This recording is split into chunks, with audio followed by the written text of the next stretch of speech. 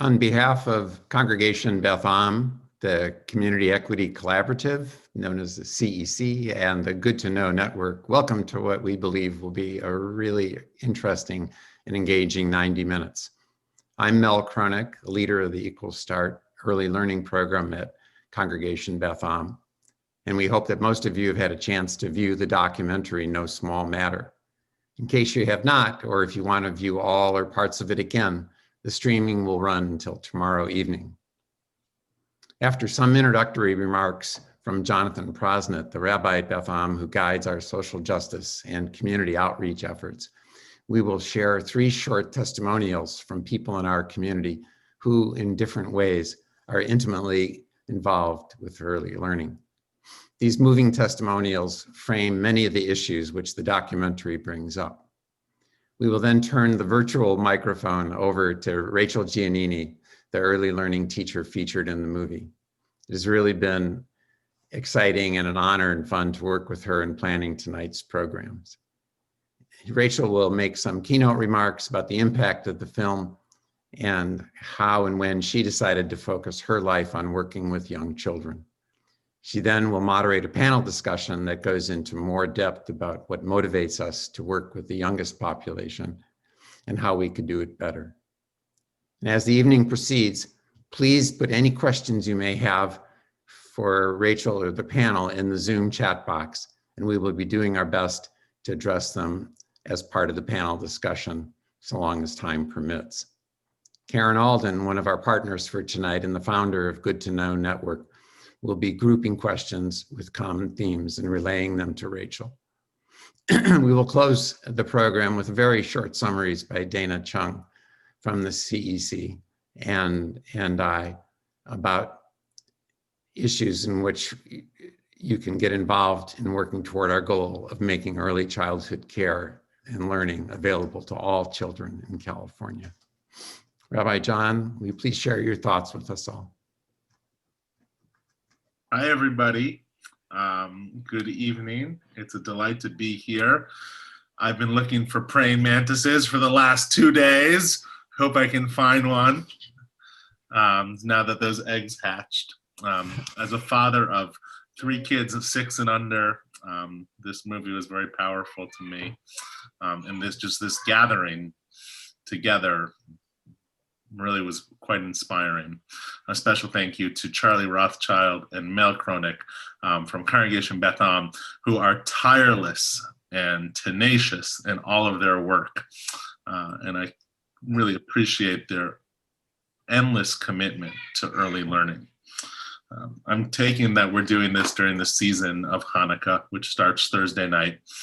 And for Jews and non-Jews, we know that this wintertime is the time when we bring light into dark places. It's sort of a universal charge for each of us. How do we bring light into dark places in this season? And I left watching that movie immensely hopeful, seeing light. There's no greater gift of light than the gift of young children. And to recognize that we have a communal responsibility, that every child is our child, and to know that it's no longer cliche, that it takes a village to raise children.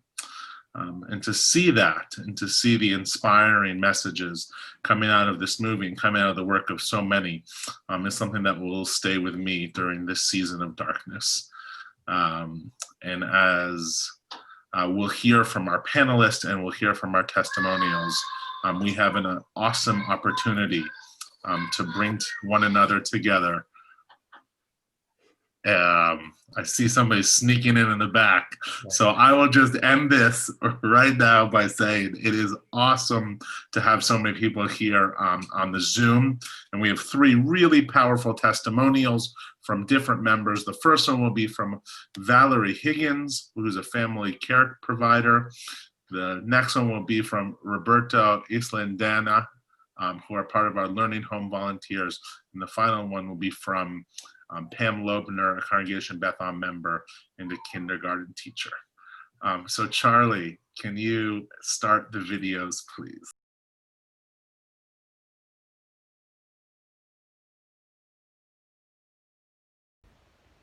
How will you transform society? That was the question I asked myself over and over again as I persevered through life's challenges. From a single mom with a GED to a professional woman of color with a master's degree. Early childhood education breaks cycles of poverty. It provides marginalized communities the opportunity to work, earn a higher education, and give back to their communities through tax dollars and valuable services. More importantly, it provides hope for multiple generations of marginalized communities. When I first asked myself the question of how I could transform society, I was just 19 years old on CalWorks with a GED. And my firstborn, Alexis, was just 18 months, attending Skyline College Child Development Center, where she received high quality child care for free. Now, she's a senior at USC, and I am a family child care home owner. My name is Valerie Higgins, and I'm a parent leader of Parent Voices, and I urge you to support early childhood education. Thank you. Okay, my name is Nancy Ochoa. We are a family of four. It's me, my husband, our daughter who is 3, and another daughter who is 1. So we have a lot on our plate. And as a mother, I'd love to get them a head start early on. I heard about home learning volunteers, and I was like, you know what, I'm gonna give it a try because we are having trouble with colors. So we joined, and within maybe like the first month, it was pretty mind-blowing to me that so far we've only been in the program for 5, almost 6 months, and she already knows most of her all of her numbers and most of the colors. And to me, that's mind-blowing because it's only been a period of 5, almost 6 months. So my vision for her was to, when she would start pre-K, to know her numbers. I was afraid that she wouldn't be able to to know what they were talking about when they would mention the brown tree, or, it's it puts my mind at ease to know that this program is helping just by simply playing. They encourage our kids to play, which is the perfect way for them to learn. My name is Roberto, and we live in Palo Alto. And my name is Isela. This is my husband. I had 3 kids. She's very, very, very smart because they teach a lot to my daughter before she go to school. That's why we think it's very important, the program. And she loved to learn a lot. She learn almost every day. Sometimes she have a favorite books and she learn like 2-3 times a day. And now when she go to school,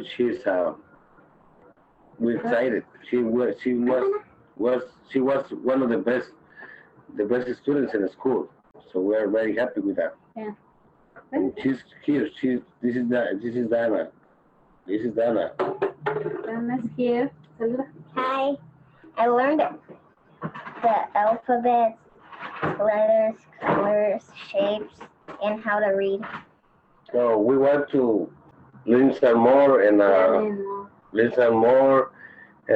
do more activities. That's what we need. We like to, because that's better for them. Hello, my name is Pam Loebner, and this year marks my 40th year of teaching.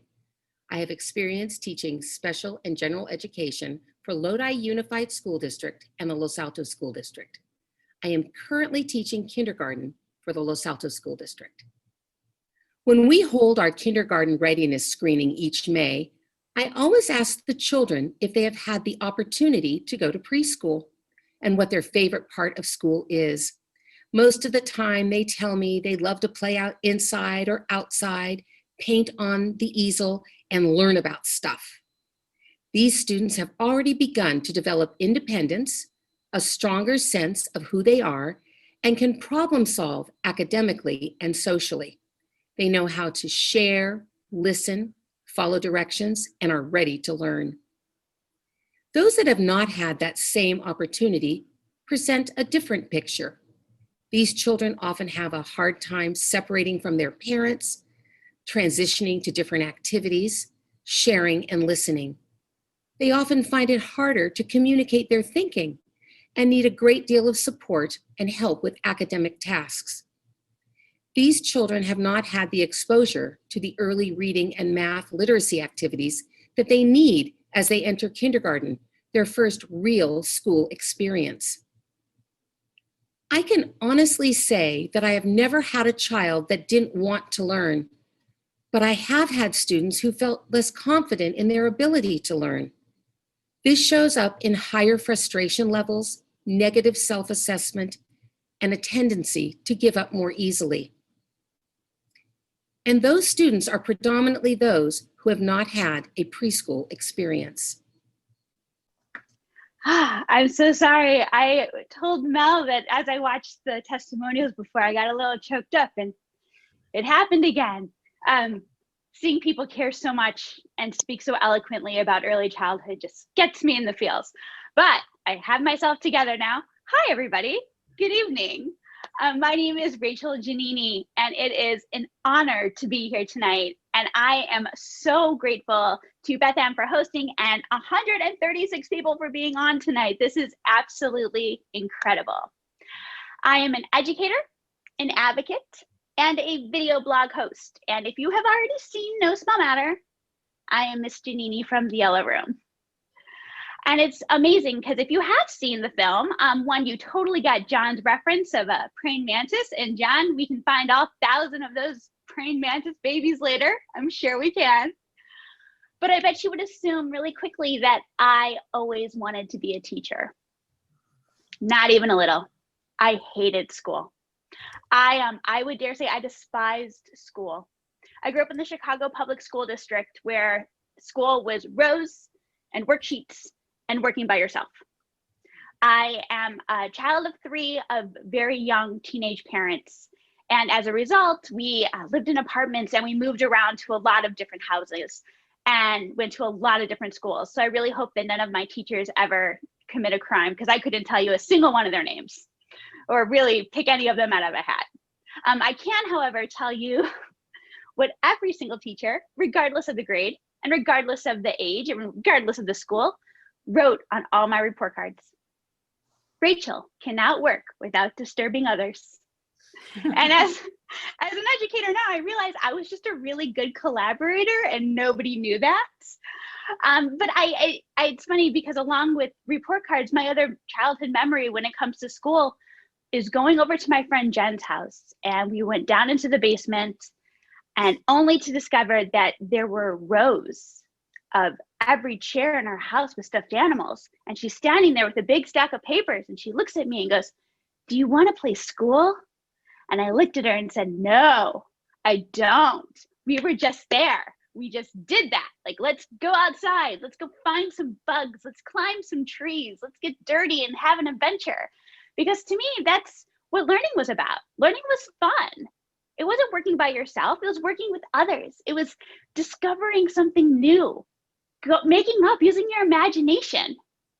So school is something that happened. It came and it went. So it's really strange to think that I went from somebody who couldn't sit still in a classroom to here today with you, having a career that I love so deeply. And it's really interesting because if I was to ask everybody, all 138 of you, did you know as a child you would be doing this tonight? You would be in the career you are in. Did you come out of the womb knowing this is what I wanted to be and you had your path? Because if you were, I'm extraordinarily envious because I was not that. Mine was a long and winding, fun road. And as most educators, we find ourselves there. There's a moment. For all of us, there's a because moment. And I love a because moment. Because for anyone who's not a teacher, let me drop you a little bit of like truth on this. So if you went up to a teacher before they started their career and said, "I have a job for you. Do you want to be surrounded by, we'll say 20 kids all day? Don't get attached to your clothes because they're going to be stained with what we can hope is paint. You are totally fine with being sick for the first 2 years of your teaching career with every single germ and bug and virus known to man, because you're going to be. I hope you don't have a problem with lice or people throwing up. And oh, did I tell you, everyone thinks that you're just going to be a babysitter who plays all day, and that's so cute. And oh yeah, you probably will get paid less than a dog walker. Do you want to do this job? Most people would turn around and say, nope, I'm out. But not educators. I've never met a single preschool teacher or daycare teacher or infant toddler teacher that got into teaching for the money and the fame. Not a single one. And the funny thing is, once we're in the career, we tend to stay in it. I love that the fact that that last vignette, that educator has been in the field for over 40 years. That is incredible. So that means that something has happened to you. And in my case, after a very long and winding road, I went from becoming a sign language interpreter and as my degree, and I was 12 weeks from graduating. I was gonna be the first one in my entire family to graduate from college. And I had to take a class because I totally forgot. Happens. And it was philosophy. So I picked philosophy of education because I assumed they're kids. How hard can this be? I know what this is like. And Karen Haig, a very progressive educational goddess, walked into the room and said 5 words that completely changed my life forever. She said, children learn best through play. And after bombarding her with question after question of like, I am so sorry, is this a real thing? I am so sorry. Is this actually, people are doing this? Because this is not like my experience of growing up. And I'm so sorry, one more time. Are you telling me that if I became a teacher, I could play forever? And as soon as she said yes, that was it. My entire path changed. And all of us have that. Something happened in our life, something that seemed totally inconsequential. That's the best part about this, is that moment that you met your partner, that moment that you discovered your passion, that moment that is unforgettable. Well, chances are it's bookended by a billion other moments that day. And you don't remember any of those. There's that one that plants a seed and it grows and it feeds you. And the reason why this is important, and heads up friends, I'm probably gonna cry like at least once. So just word of warning. The reason why this is so incredibly important and pertinent to tonight is for an educator, more often than not, our because moments is because somebody believed in us. Somebody had patience for us. Somebody taught us how to read. Somebody sat next to us and comforted us. Somebody told us that we could do anything or be anything if we tried really hard. And the reason why that's important is because of the fact that it just continues to pay it forward. No Small Matter, if you haven't seen it, there's a little bit of data dropped in that I love so much, because it speaks to the true heart and importance of early childhood ed and the importance of early childhood educators. So in this, we're going to do a Venn diagram, right? So in this circle, No Small Matter tells us that over 11 million children spend an average of 34 hours a week in the care of somebody other than their parents. And we know what that looks like. They show up at school at 7, they leave 6:30, 7, if that parent's lucky and that center's open late. They go home, they have dinner, bath, maybe, and repeat, okay? And in this circle, because of all of the amazing brain research, we know that well over 80% of a child's brain is developed before they hit kindergarten, okay? Where those two circles intersect, those are early childhood educators. Every single day, they spend a full-time job with a child that is not theirs, loving, doting, caring for them. If you want to think about a child and compare it to a building, where every year that child gets older, there's another floor added to that building. Well, it doesn't matter if on the 50th floor, there's a really great Starbucks. And on the 70th floor, there's a killer gym. If that foundation wasn't laid with precision and care and love, that building will crumble. It will not withstand the wind. It will not withstand hard times, and it will fall. And every day, early childhood educators show up despite lack of pay, despite lack of support, and give it their all to ensure that there is nothing but a community of strong buildings. And it's very interesting because this could just be a really great like keynote, and I tell you a story. Due to No Small Matter, I have been blessed, and that is an understatement, but blessed with the opportunity from Alaska to Key West and Albany to San Diego. I have been everywhere. And every time I talk with educators, somebody will come up and say, you know, I went to a high school graduation of a preschool teacher, or of a preschool student I had. And I always ask, was every single teacher they had at that graduation? And they say, no, it was just me. I have now had 12 to this date. 12 people come up and say they went to a wedding of a former preschool student. And again, I say, was every single person at this wedding? And they say, no, it was just me. It is just you. And it is okay, because last week I had 2 former students in my backyard, social distancing, hanging out, and they are now 15. Like they stay with you because you play an impact on their lives that nothing else. And I have to be fully transparent, because while I cannot tell you a single thing at all about any of my elementary school teachers, without even closing my eyes, I can tell you everything about Miss Farr's Academy. I can tell you what the cot that I never slept on felt like under my skin. I can tell you what the book area smelled like, and with the dramatic play area, every single one of those costumes. I can tell you the sound of her voice when she would tell me she loved me and told my dad, thank you for bringing me. Every single day, that woman told me if I worked really hard and if I tried my best, I could beat anything. It didn't matter that I lived in a hyper impoverished area on the south side of Chicago. And she is 100% right, because I'm here today. And so with that being said, when you see No Small Matter, all of those vignettes, all of those stories, they're not just stories. They are our community. They're everybody moving forward. Children are only 20% of our population, my friends, but they are 100% of our future. And the reason why No Small Matter is, as the Hollywood Reporter say, changing the way we think about early childhood ed.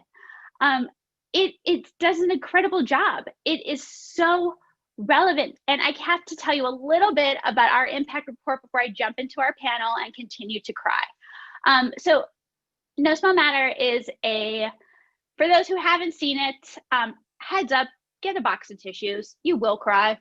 It's guaranteed. But No Small Matter started off in 2015 with 2 production companies, Cisco Jacobs and Kindling Group. They both at the same time decided they wanted to start a conversation that wasn't being had. And Greg Jacobs has said one of the most wonderfully eloquent sentences when it comes to this documentary. He said, shooting a documentary is a lot like shooting an arrow into the sky. You never know where it's going to land.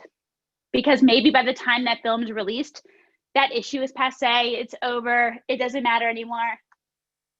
Well, due to a delay when it came to funding and editing, No Small Matter didn't come out until 2018. And I don't know about you, but I couldn't think of a better place for that arrow to land. And ever since then, there has been a conversation that has stemmed real change. In Vermont, after streaming No Small Matter 8 times for their legislators, it went on to pass a $7.4 million bill for early ed. In Alabama, they screened No Small Matter at their House Ways and Means Committee, only to then go on and pass a $7.1 billion with a B budget for early ed that not only offered, I know, right, Rose? Like, serious. Not only went to offer 246 additional pre-K spots, but a 4% raise for all of their early childhood educators. No Small Matter has now been screened well over 3,000 times alone in person, just in person. And that was like way before March. And then cut to now where it's one of the #1 streaming documentaries that you can see on Amazon. Oopsie, on Amazon. So total hidden promo, rent it, buy it, share it. And since then, it's now all of those hashtags of pay a teacher, thank a teacher that were always on the fringe have now become more mainstream. This is now a conversation. In the past election, more politicians ran on the platform of early childhood ed than ever before. And No Small Matter is so honored to just be part of this conversation. And the reason why tonight is so impactful is because of the fact that this is how change happens. It's a community. All politics is local. It starts somewhere and it spreads out. And the fact that there are so many people on tonight wanting to have a conversation, ready to engage, I cannot express how full my heart is for that, because this is what happens. Communities come together, and the more the communities decide to focus and fund and invest in early childhood ed, the better that state becomes, the better that country becomes. So I want to say thank you so much for this and for being ready and engaging. So on that note, if you do have a question, if there's something that is tickling in your brain, or you're like, oh, I want to say something, put it in the chat. Totally, like, throw it in. If time permitted, we'll get to it. But so we do have time, because I'm a little bit of a talker, we're going to have to switch over to that panel. So Charlie, I'm going to go ahead and I'm going to introduce some friends, and then we're going to get going. And I can tell you right now, we have Assembly Member Mark Berman here. Thank you so much, Mark, for joining us. My pleasure, Rachel. Oh my goodness, a little starstruck. Did you have an exciting day today? I'm starstruck. We did. I got to get sworn in for another 2 years in the state assembly. So very grateful to all my constituents in the 24th Assembly District. Oh, congratulations, sir. Thank you. We also have Miss Carol Thompson at the bottom. Carol, give a wave. Awesome. We have Christine Padilla. And there she is. And we have Michelle Blakely. Michelle, hello. So this was just a little bit of a brief introduction, but I would love nothing more than for each of the panelists to go ahead, introduce yourself, and also maybe share your because moment. What brought you into this field? And we'll start with you, Mark. Awesome. Thank you, Rachel. And holy cow, it's so hard to follow you up speaking about anything, let alone your passion of early childhood education. You're awesome. Thank you so much for the work you do as a career, and then preaching this to so many people across the country is so important. And I, like you, was a kid who couldn't work without disturbing others.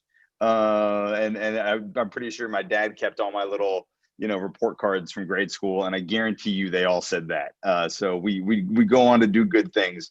But I'm Mark Berman. I'm the assembly member from the 24th Assembly District, representing Northern Santa Clara County, Southern San Mateo County in the California State Assembly. I've served there for 4 years. Before I served on the Palo Alto City Council. And I think, I was thinking about this, and the what is my because moment, and I was thinking, well, it's because I learned that 80 to 90% of brain development happens before 5 years old. Or I learned that the return on investment of high quality early childhood education, underline the high quality part, is $7 to $8. Or because I learned that too many kids in our underprivileged communities are starting kindergarten 2 years behind their more affluent peers, which is just an injustice in society. And then a little bit ago, I learned all that from Harvey Schloss.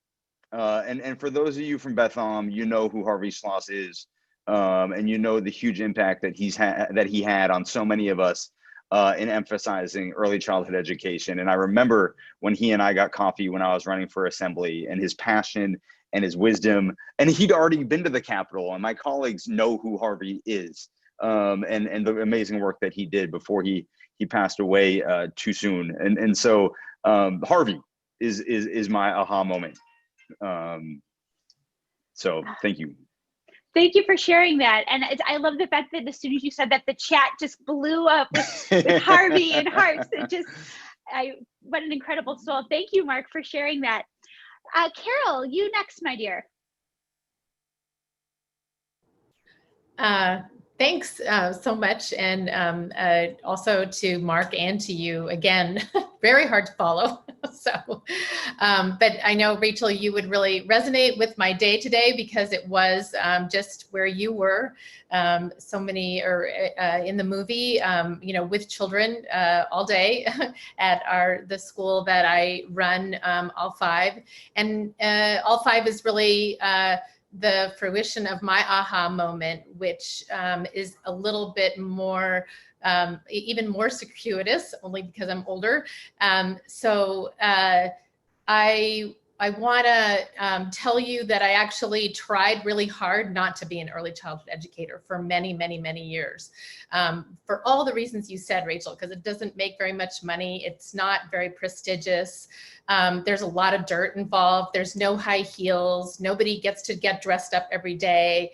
And all my friends did all those things. And I kept thinking that I could find another career, another path.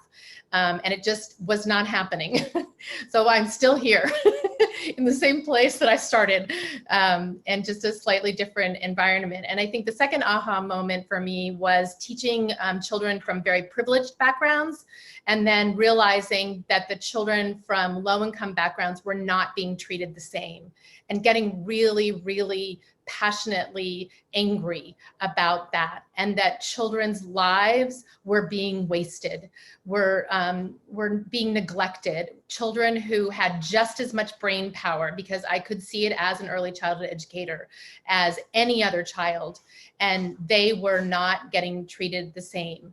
And that just, that was unacceptable to me. And I was raised to believe that, or to know that with privilege comes responsibility. And privilege is having a good education, which I was privileged to have.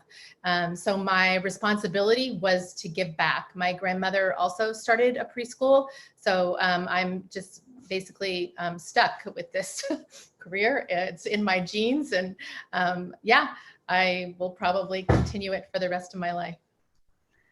Carol, we are definitely related. Thank you so much, and thank you for still being in the field. And I love the fact that it is a family business, and every single child that has come into your classroom, I'm sure from the bottom of their heart, you hold a very special place. Christine, you're next.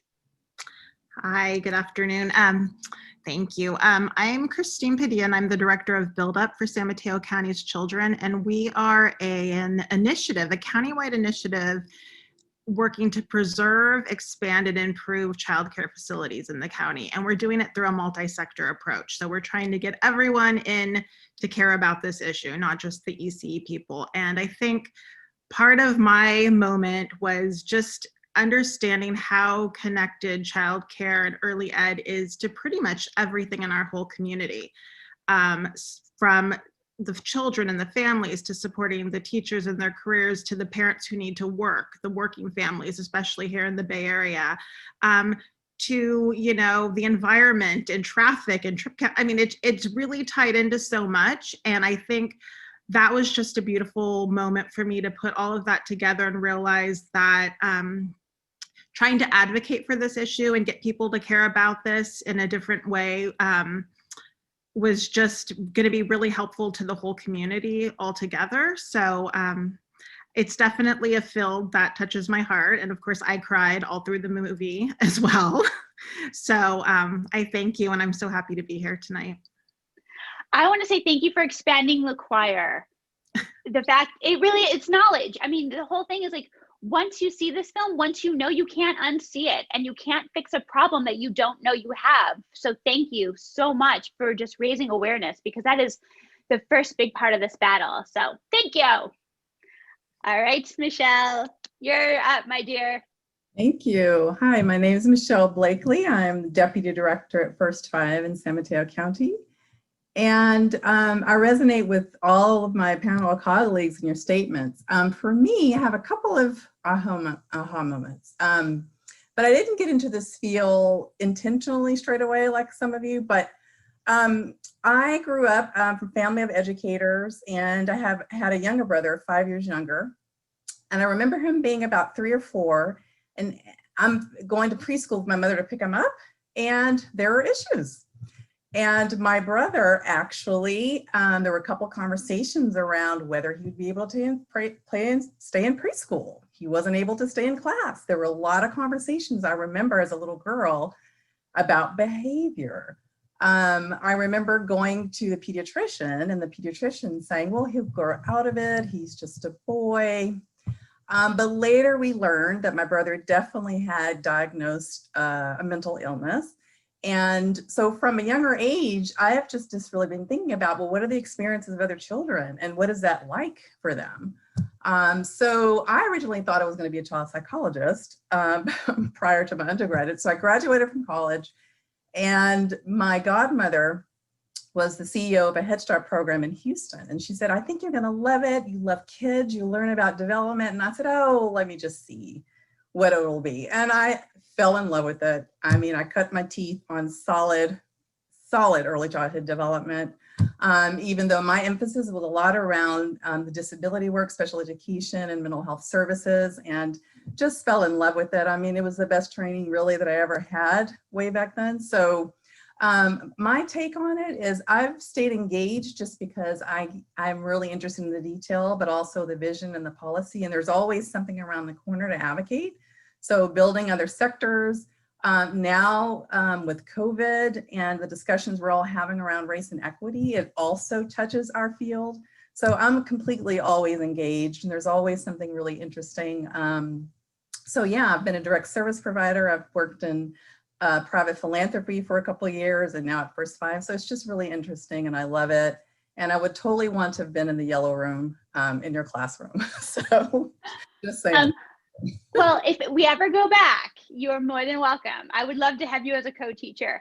I would love to just bottle your energy, and I think that all of us could use that, because I love your passion, your energy. Like, I'm just going to try to feed it through the screen.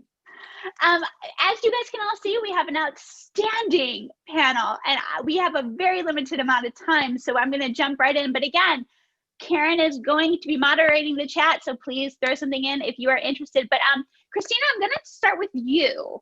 So this is it's the biggest question. I want to get it out of the way in the massive game of whack-a-mole, because I'm sure we could all want to fix a million things about early childhood ed.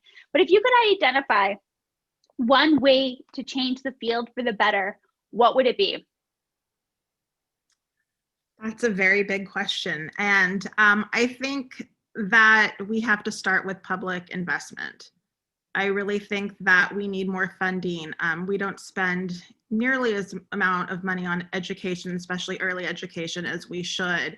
And we've seen all the studies, we've seen everything that shows, how it helps with the economic recovery, with, later in life with the students. It's just, especially if you watch the film, I mean, there's so many examples.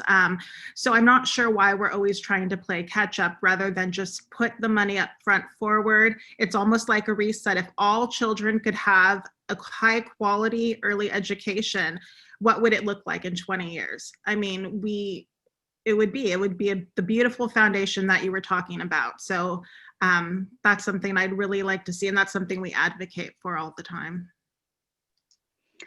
Definitely. It's incredible. It's like, if you could just wait 18 years, it will all pay off. Carol, same question to you, my dear. Okay. I just really echo what Christine said. I think all of us in early childhood education really don't understand why we need more research, why we need more information. All the information is there, really obviously, and no small matter. And your work with it, Rachel, just does such an incredible job of showing exactly why that is. We do not need more research. We just need more people like you in the classroom. And in order to do that, that requires money. And as Christine said, we need investment. And until the federal government comes along and it does, federal government, state government, any government, any public funding, we need the private sector to bridge that gap as quickly as possible. And they can be nimble and also help us over time, even when the public sector finally does catch up. We don't need to wait. We can do this. 100%.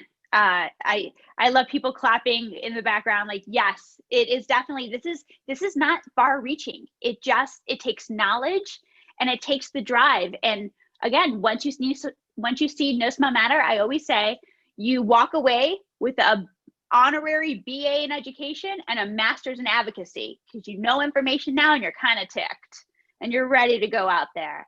Oh, awesome. Michelle, same question to you. Let's see. Yeah, I would echo the investment for sure. I actually would like to see really early investment. So in my dream world, we would start with pregnant moms and have universal home visiting for every pregnant mother to talk about early child development and family engagement from an early age, and you set that all the way through. I just think that we would have a greater return on investment if you start earlier. And so I know there's just policy theory about, do you start targeted or do you go universal? But I just feel, yes, we need to do 4-year-olds. Yes, we need to do 3-year-olds, and we definitely really need to do babies. So I'm going to be just as strong of an advocate for that. So I would say that is one big impact. So to look at our totality, because they are the youngest part of the workforce. So that would be my 2 cents to add, I think, along with all the other comments. Yeah, did exactly. I answer your question? You did. Okay. You got it. We're there.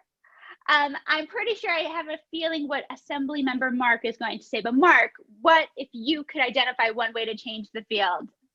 Yeah, what are your thoughts? Piggyback on the great comments from everybody else on the panel, but to be a little more specific, protected funding, so that the funding isn't up to the political whims and of individual years and individual budgetary situations, and then also unified funding, so that it's not as disparate as it currently is in California, where it's so complicated for how we fund early childhood education. But I mean, why should we treat it any different than K through 12 funding? And some people might say, don't treat it like K through 12 because we don't fund K through 12 enough. But I mean, the concept, the parameters, you know, the general idea of dedicated funding for K through 12 and protected funding for K through 12, but for, you know, prenatal to kindergarten as well. So totally agree with all those great comments. And there's no reason we shouldn't be able to do it, except not at all. But you, Rachel, educating our electorate and then getting them all angry, I don't appreciate that. That means that they come angry at me. So no, just kidding. Keep doing it. Keep doing it. I love it. We need it. And you know, that's what'll lead to change. Well, the next question will go to you then, but I want to take a moment and just talk about, I love the fact that we have somebody on this panel who gives us like this little inside track of like, you're providing some lingo that maybe some of our participants and some of our audience haven't heard before. So this is actually, so thank you, Mark, for sharing your wisdom. And on that note, do you mind sharing some tactile steps? Like, what can we do? We're feisty, we know stuff. What can we do to create real results? I think one of the first things we need to do is invest in our workforce. Right. So workforce development to make sure that we have as many early childhood educators as we need, and that they have the skills so that they can provide high quality early childhood education. So I saw my friend Dana clapping. I've been working with Dana, with Heather from CEC on different policy solutions. And so I actually introduced a bill on this earlier this year, which was technically the last legislative session. Where is it? Where are my details on the bill? It would have subsidized child development classes at community colleges for students pursuing careers in early childhood education. So make it as easy as possible for people to pursue a career in early childhood education. That was a great idea for January of 2020. by March of 2020, that was a far too expensive idea that we had to sideline for this year because of COVID, but it's not, we're not giving up on that. And it's, creating that pipeline of educators is so important. So that's just one thing that I think we could do better. Mm-hmm. I am so happy that you touched on that, because this is not just a California issue. This is a nationwide issue. The pipeline for preschool teachers is drying up. There are so many colleges that are losing. And in fact, the undergrad college program I went to no longer has an early childhood program, which is so frustrating. I think the rumor, like the news got out that we're not going to pay them anything, and they decided that they're not going to enter the field. I also just want to add a little bit, because I like my soapbox that I currently have right now. I can't help but think that a field made of 97% of men would tolerate making the lowest wage ever. So I think definitely ensuring that classrooms are not just filled with women, but with men, with, This is a topic for another day, Mark. I'm coming to California. Good, looking forward to it. Awesome, Mark. Thank you so much. Carol, what are your thoughts? What are some steps that we can do within our community to really start making this change that we so desperately need? Like many of the panelists and like you, I would imagine, I think that I really, again, want to emphasize, we don't need more research. We don't need more data. We know what needs to be done. What you have highlighted in the movie is that it's the interactions between excellent teachers and children. It is not apps. We do not need more investment in technology. We do not need more research to show what it is that children, what children are doing between the ages of before birth, as Michelle points out so well, and 5 years old by the time they get to formal school. So I wouldn't call it real school, because I would call all of our learning that we do real, but formal schooling does begin at kindergarten.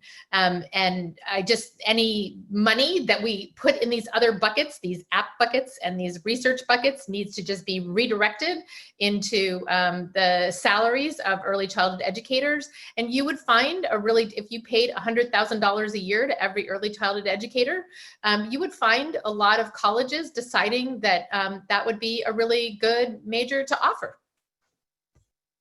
I thank you for that, because I can tell you right now, nothing is worse than saying goodbye to a classroom before you're ready to leave. It is devastating to leave a career that you go to school for because you can't pay rent. It does terrible things to your self-esteem, to your motivation, and it is heartbreaking. And the fact that so many educators leave every year that want to be there, we need to stop that, plug that hole. Thank you so much. Christine, what are your thoughts on this? I just to your point about this being a workforce issue and a women's issue and an issue of, as Michelle said, of equity, I think that you're right. We need to start having everyone pay attention to this, because it's a field that does fall 97% on women, and many women of color who are working to take care of our children and who aren't making enough to pay their rent. And that's just a terrible thing. And it's also impacting the women who are mothers, who are having to leave the workforce or, go a different path with their careers, or are just struggling. Both parents need to work. So I really feel like we have to look at this from our economic recovery of workforce, of getting us back on track. So I think, if people don't understand, if they don't care about it because they don't have children, that doesn't matter. It matters to everybody, whether they have children or not. And, it matters because it affects your colleagues, it affects your neighbors, it affects, everything around you and how your community is going to continue to grow or not grow. It's, so I think just getting that across, and I agree with Carol, we have a lot of research. The data is, it's hard to argue with. If you look at some of the research, it's amazing. If you saw any other field with this kind of research, you would think people would be investing billions and billions of dollars on it, thinking, okay, our world is going to be better in, in every possible way. So, I still hope for that kind of change. And just, I think getting that mainstream awareness across to every sector is so important. Definitely, 100%. I always, when people say this now, oh, it's not my issue, it doesn't matter. It's like, I'd really like someone who's really empathetic making choices when I get to be 80. That would make me really happy. Oh, thank you so much. Michelle, to you. Yeah, I'd like to piggyback a little bit on what Assemblyman Berman said. I think a really tactile, tangible result, what we can do is to really, I think we know the solutions to what needs to happen. And I feel like there are people in the field and brains of my colleagues on this call that could solve issues around financing, but paired with good legislative skill, as Assemblyman Berman said, like we don't know that landscape, that if the two should meet together, I really think we can do it. I think we should challenge ourselves. I feel like we're coming into a period of re-envisioning a lot, well, we should be, of our policies systemically. And so to really have a system that is not as bifurcated, our local planning council coordinator, current Sarah Keenahan, has done a funding chart. And if you would see the funding streams to the field, it's absolutely ridiculous, right? So there's lots of little buckets and arrows and it's just super confusing. And how would you explain that to the layperson? So I think there's a way to make it equitable and to make it clear and really function better. And I think we just need to have the bravery and the courage to do that and the prowess to do that. And it takes all political minds and the expertise to do that. I think we should challenge ourselves, and that I believe can have tangible results. Nobody likes a challenge better than educators. Give us a stick and some tape and we can make a science experiment that's the best you've ever seen. Michelle, so everybody, let's like put on this hat. Let's fast forward. We have gotten together. Assemblyman Berman has given us all of our tools and we are making big changes. So what does our community look like now? Michelle, you go first. Things are looking up. What does it look like for us? I would say that every parent and child has access to whatever care they need, and that the workforce is trained to the utmost and qualified to deal with everything, well compensated. And I think the political will be in the youngest citizens. I just feel like, even though it polls very high, nonpartisan, bipartisan young children, I think it needs to show that. And, we can take it maybe from the defense a little bit or some other little pockets. But anyway, I just think prisons, actually, yes. That's a whole nother conversation. Can we talk about that? But yeah, the prisons. But we would just have enough resources and we wouldn't be third at the bottom from every country in the world. That's ridiculous. It's really embarrassing. And for us to be globally competitive, we've got to change that. So we'd have good finance. 100%. Agreed. Mark, what does this look like now?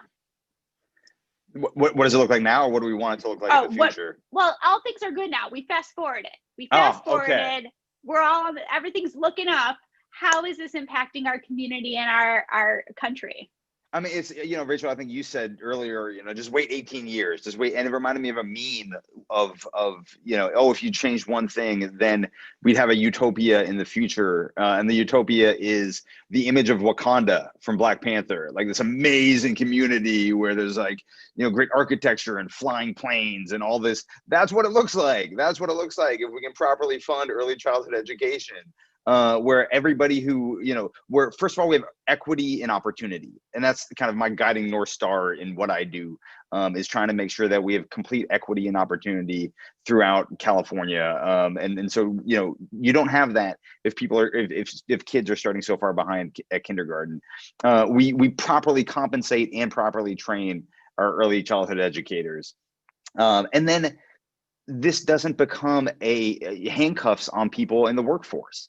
And by people, I mostly mean women. And we're seeing that with the COVID-19 pandemic. We're seeing the fact that so many parents, but too often predominantly women, are dropping out of the workforce to train their children. Even before COVID, I'd hear stories of friends that I have, men and women, who would quit their jobs to stay at home with their young kids because it was cheaper than sending them to an outside preschool. So, you know, that's bad for our economy, that's bad for our communities, and that's bad for our kids, because parents are loving and so important and all that, but they're not trained early childhood educators. And so we need all kids having that opportunity.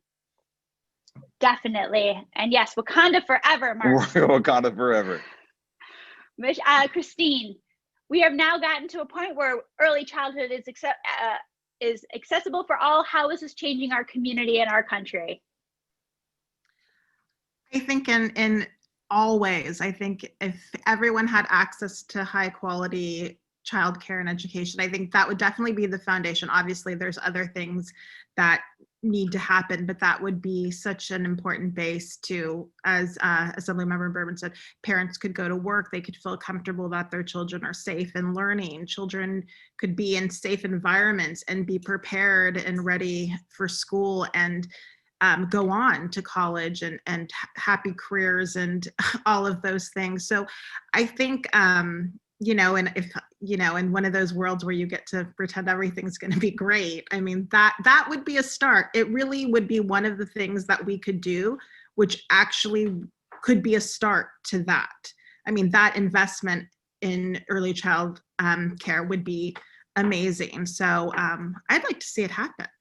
I'd like to see some big federal funds come out next year. So we'll see what happens, but we will continue to advocate for it no matter what.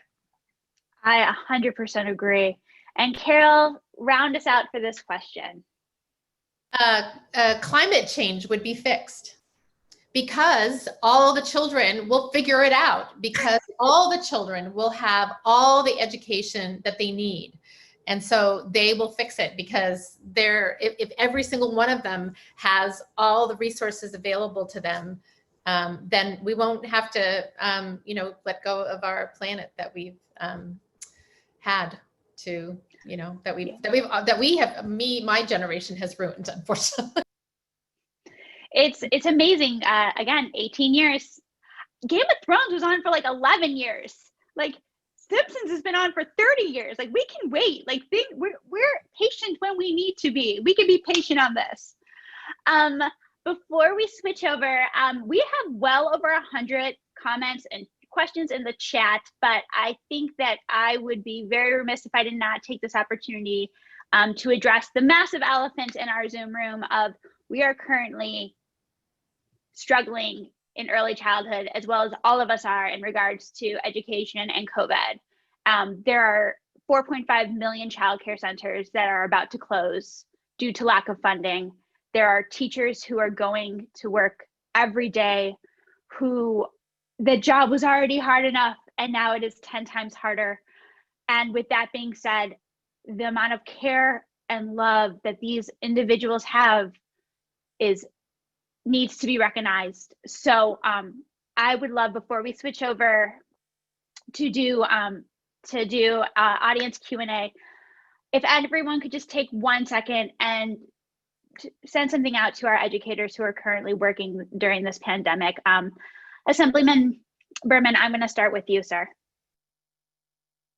All I can say is just thank you so very, very, very, very much for the work that you're doing. My wife, Amy, and I don't have kids yet, but I hear from every one of my friends who have young kids that their childcare is a godsend. And literally the only thing that allows them to keep their jobs and keep their marriages intact. And so just thank you so much for all you're doing. Wonderful. Carol? We early childhood educators are just putting one foot in front of the other. That's what it's all about these days.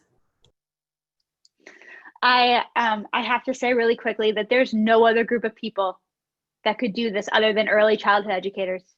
Nobody is as nimble, as creative, as patient than this cohort. Christine. I would thank them so much. So many parents have had a taste of distance learning and working with their children and seeing how difficult it is. And I think people are understanding how valuable teachers are. So I would thank them greatly and let them know I feel like it's reached more of a mainstream audience now, and people are reading about it, hearing about it. Here in San Mateo County, we've been working really hard on a child care relief fund to help fund centers and family child care programs. We've had CARES funding, we've had private funding from tech companies, from foundations. We're really seeing people gather together. So I would just tell all of those teachers that people care about their work, and we care that they're taking care of our children, and we will keep working on the other side behind the scenes to try to help them. Wonderful, so great. Michelle, can you round out this question or this for us? Sure. I'll piggyback a little bit on what Christine was saying about the Child Care Relief Fund, and something you said, Rachel. So when COVID hit, a small group of us, many of them on this call, got together and formed our emergency response team. And I really felt that if there was any community that could respond to the call or would be the early learning community. And from my colleagues in the health department, our organization was asked to sort of be a liaison with the health department to think about, they knew right off the bat, it's important, it's essential. How are the child care providers and parents and those programs are going to function? And they've been really impressed. And I must say that I knew that it's hard work. I know that it's hard work, but I felt like if there's any group of professionals that could do the work, that it would be this community. And I think all of the providers have shown that, family care providers, center-based teachers, it has been really done the work. And your work has not gone unnoticed. And it's really hard and very difficult. And yeah, it's very impressive. So thank you. Thank you. Thank you so much. I want to say thank you so much to our panelists. I'm asking that they don't go anywhere, but I'm going to take off my moderator hat and I'm going to hand it over to Karen Alden. Karen, I have seen you up in the top part of the screen writing feverishly. Not at all intimidating. Well, yes, we've had a lot of great questions and great comments, lots of praise for each of the panelists. You're very popular. You have a fan club here tonight. And a lot of suggestions as well as questions. So maybe we'll get to some of those. I think Assemblymember Berman, you know, people know who to contact now with their suggestions. Good, bring it on. Okay, great. One question that came up a few times, and it piggybacks on the last question that Rachel asked, is about COVID, and kind of really specifically about the impact on childcare and particularly you know, childcare businesses. So I think maybe Carol, you might be the best person to answer this question, to, you know, sort of, you know, social distancing and the financial impact and all those things. Yeah, so I am super aware of many people who are participating and who've written in the chat, who are also on the front lines as family home care, child care providers, and others. And I know the impact on all five. It's significant.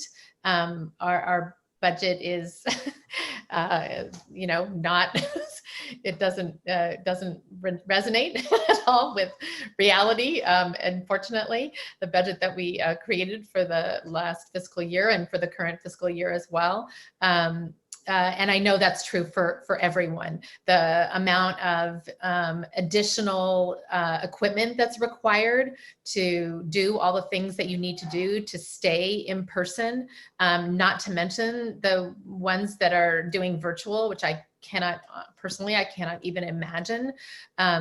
It's an incredibly difficult time, which is why all you can do is put one foot in front of the other. You pay that bill and you hope that by the time the next bill comes in, that you have had just enough money to pay that bill and that you can mostly pay your teachers. Yeah. And then a specific question on that, Rachel, is what does the yellow room look like now with COVID? Do you know, are they still able to welcome children? And so the yellow room is it's definitely still up and running. I actively follow them and engage with their educators who are absolutely fabulous. They in Illinois, I'm from Chicago, I'm in Chicago. We have a limited brief number, so they have, I believe it's 4 in a classroom at the moment, and 4 kids show up every single day, and those children are given the opportunity to explore with their hands and see the world around them and ask really wonderful higher order thinking questions, and are just constantly encouraged. So it's a small number. They would love nothing more than to be able to have an entire full classroom, but you get what you get right now. yeah, that's right. Then there were several questions and sort of, I guess, not comments, but, you know, I'm in favor of sorts of statements about universal preschool for 3 and 4-year-olds, you know, using New York as an example, that they've really jumped right in and made that happen. So there are 2 parts of that question. One is, I know Governor Newsom has said that that's one of his goals. So like, what's the path from now to reality in California?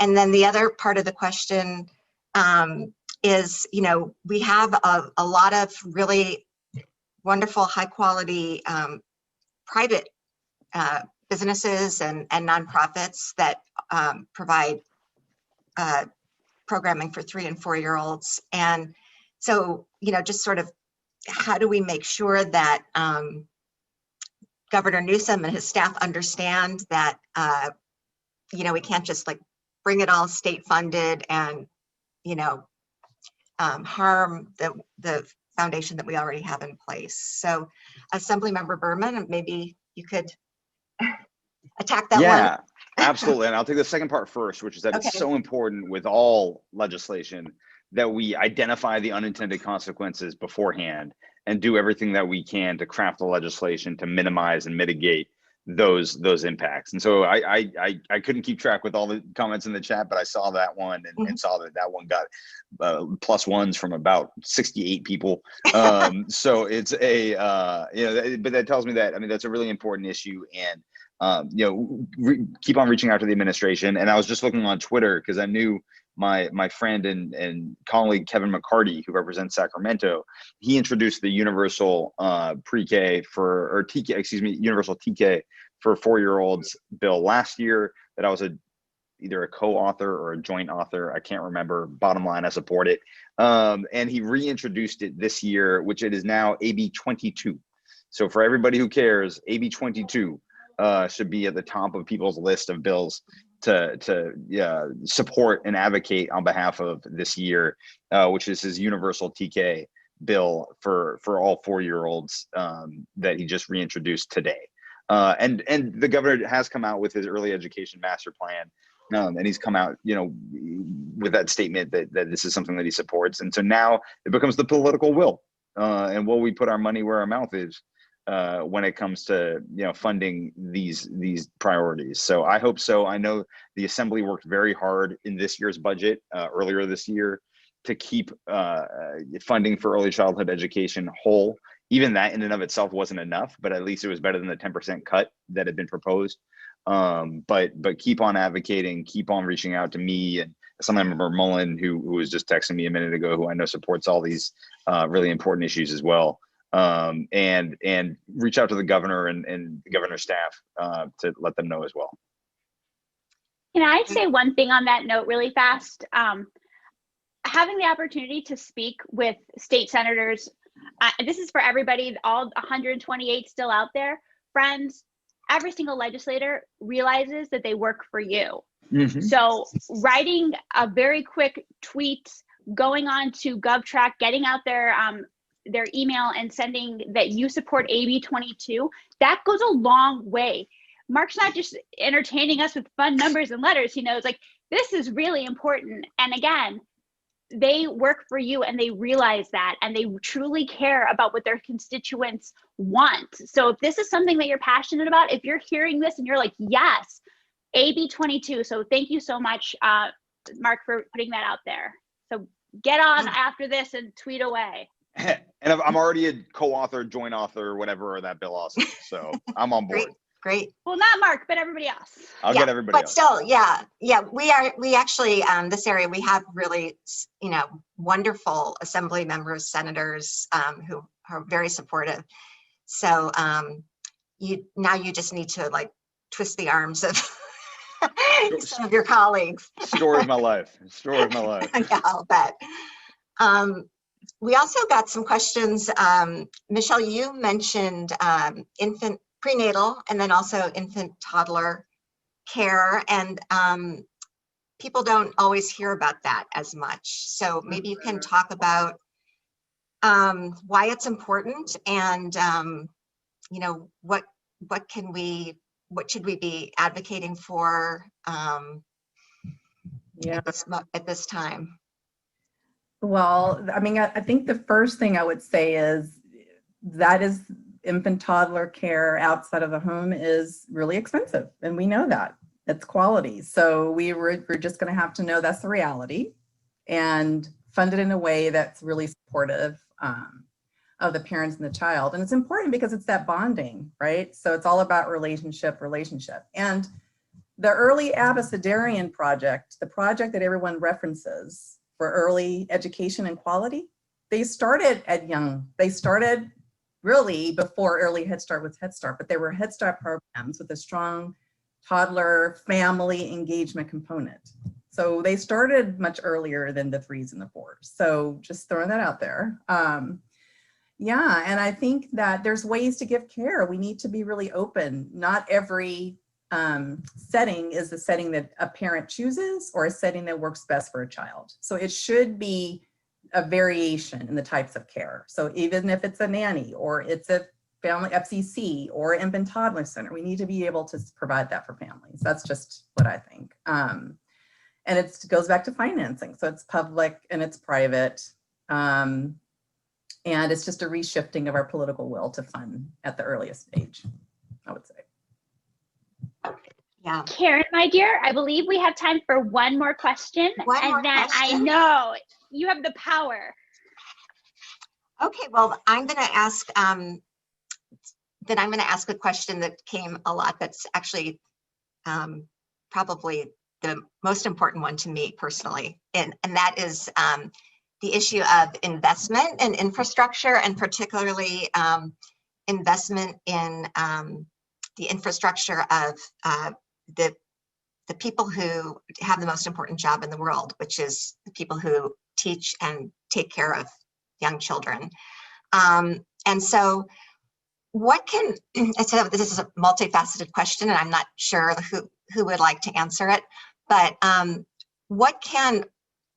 can we make compensation front and center? Because for some reason, we sort of dance around that. We talk about all the different things that we can do to make the career a better career, but compensation is kind of where the rubber hits the road. And that will attract more people into the field.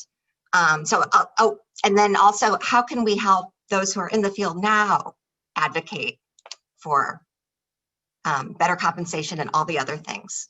So who would like to take a shot at that one? I'll go first. I don't know. I wonder if it's incremental. I mean, I think it's two things. I think, Assemblyman Berman, what you mentioned about looking at the parity between K and 12, and I mean, I think that's definitely a strategy. And I think we just get out the word about, looking at the essential nature of the work now that, COVID, I think, has given another avenue to explore that and to match it with other positions. So I think dog walking is awesome. It's fantastic and it's needed. And you have folks that are raising our human kids. So you would want that person to be paid more, compensated more. So I wonder if it's also communication and messaging. And there's an investment. It is an investment in the paid workforce. And other states have done it. I know they're smaller. And so, it's municipalities, it's cities, it's the state, it's the federal government, it's the private sector. I think it's all of that. And I don't have an easy solution, but I think there are bright minds that have thought about ways to do it that we could try. You know what the best part about this question is? All of us could answer and it'll take an hour and a half, but guess what, friends? Like all good things, it comes to an end. I want to say, I know, it's if you have something super exciting to put out there, I'm sure you can use your social media for that. I want to say thank you so much to Assemblyman Berman, Carol, Christine, Michelle, and Karen. Thank you so much for crushing the chat. Friends, this was really wonderful. And if you have engaged, I bet you that right now you're like, I want to do something. Get me out there. Well, guess what? I got some good news from you. Because right now we're going to hear from Mel and Dana Chung, and they are going to give you some volunteer opportunities. So again, panelists, thank you so much. Thank you to all those who participate in the chat, and sending it off to you, friends. Thank you very much to the whole panel and to Rachel. It's really wonderful to have such a good group of people together and discussing these really important problems. The No Small Matter film that we hopefully saw over the last few days and are talking about tonight focused on why, when the importance of quality early care and education is so widely accepted, we continue to fail so many in our society. We put on this program with the hope that by sharing powerful stories about the development of early intelligence, that we can bring more public attention to this vital issue and engage more people in actions that will benefit not only our children, but really America's social and economic and even strategic future, as the military brass in the film talked about. In that spirit, Dana Chung and I will just spend a few minutes describing some specific examples of how you can get involved in converting intent into action. For instance, we need more people to work with a local organization called Learning Home Volunteers, or LHV. That organization trains parents and creates materials to enable families to enrich the home learning environment for young children, something especially valuable now during the pandemic. As another example, more help is needed, and Mark and others, and certainly Rachel talked about it, in advocacy work, contacting and interacting with local and state leaders who control the public funding needed for high quality early learning to children in California. We expect this work will increase in intensity early in 2021, when the state legislature really starts to consider the details of Governor Newsom's new early childhood education master plan. A third area would be that we've participated in and supported financially at Beth Am some professional development of those entering the early learning field, as well as those already in the early learning profession who want to improve their skills. For example, we need help to expand the teaching and tutoring of computer tools that we began over the past few months with the Child Care Coordinating Council for C's organization in San Mateo County. We have also been privileged to act as community partner to provide tutoring and mentoring in the wonderful program called the Teacher Project Pipeline that the Community Equity Collaborative began. And so I'll turn it over now to Dana Chung, who'll give you a brief overview of some of CEC's activities. Dana? Thank you, Mel. My name is Dana Chung. At Community Equity Collaborative, we launch and collaborate in programs that support equity in education. The Teacher Pipeline Project, for example, is a workforce initiative that provides wraparound support to ECE students via local partners. There is a severe shortage of preschool teachers in the Bay Area. If you are interested in a career in early learning, registration is now open for courses starting in January at Skyline and Foothill. CEC is also the administrator for the Child Care Relief Fund that you may have heard a few times in San Mateo County, a grant program that is funded by a diverse coalition to support child care providers. Similar programs also exist in Santa Clara County. COVID-19 has made it abundantly clear that childcare is essential. We must preserve this vital human infrastructure that supports families. Thank you to all of the participants of this event for helping us increase awareness on the importance of childcare to healthy kids and strong communities. Back to you, Mel. Thanks, Dana.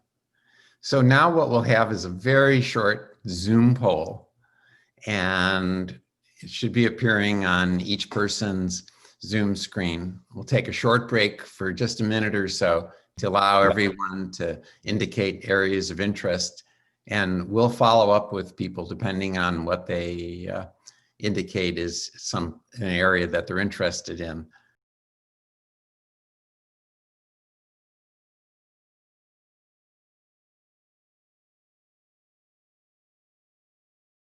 Clearly a lot of interest in being part of the advocacy on behalf of early childhood education, but it was nice to see there's a whole variety of things.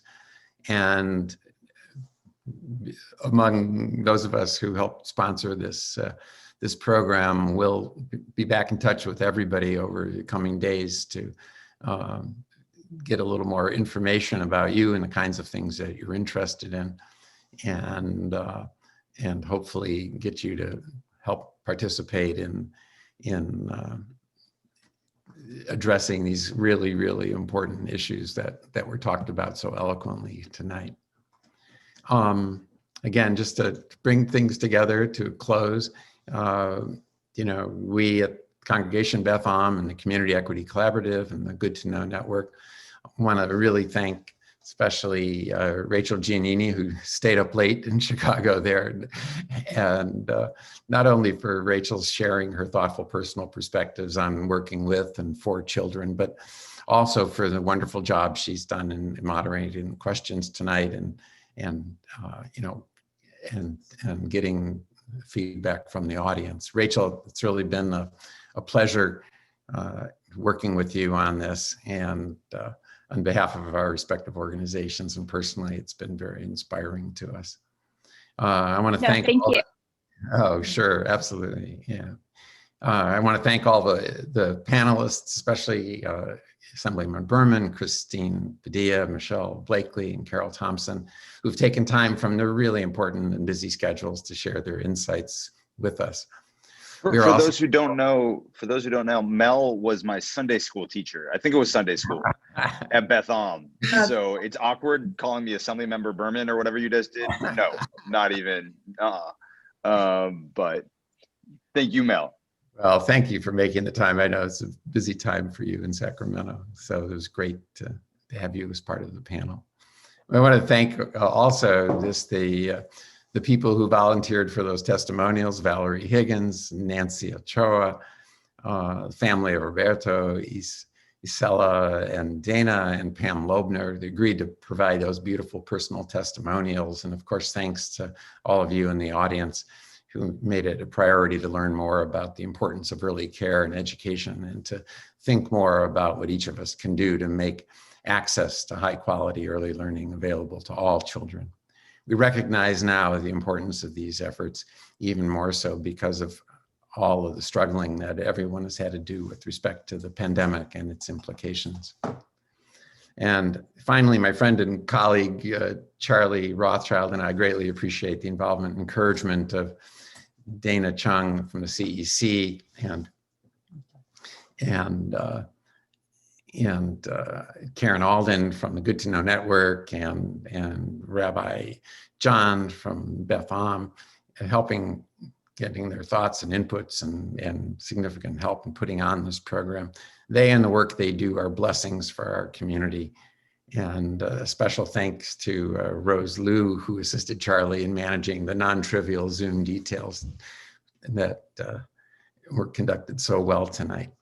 I have one bittersweet parting thought for tonight, and to some extent, Mark brought this up already. Several of us remember Harvey Schloss, who is a wonderful Beth Am leader who tragically died in 2018. It was Harvey who not only got Mark interested in it, but me and Charlie, and through that relationship, we met Dana and Karen. And shortly after Harvey's passing, Dana beautifully shared with me her feeling, which was that the best way we can respect Harvey and honor his memories by continuing the work like this that he began a few years ago. Thank you again for coming, and good night. And we look forward to interacting much more in the future.